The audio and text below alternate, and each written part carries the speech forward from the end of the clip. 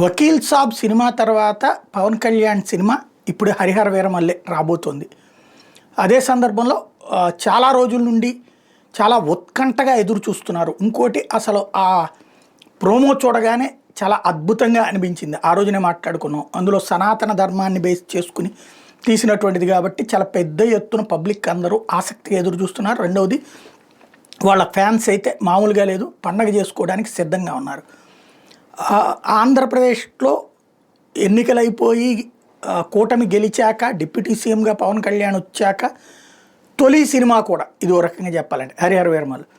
అలాంటి సినిమాకి సంబంధించిన ప్రీ రిలీజ్ ఫంక్షన్ వైజాగ్ అన్నారు, ఇప్పుడు హైదరాబాద్కి మార్చారు. ఈ నెల 21న శిల్పకళా వేదికలో Harihara Veeramallu pre release function అని ప్రకటించడంతో ఇక్కడ కాస్త నిరాశ. అదే సందర్భంలో ఇక్కడ కూడా ఒక ప్రోగ్రాం పెట్టమన్నటువంటి కోరిక అయితే అభిమానులకు ఉంది.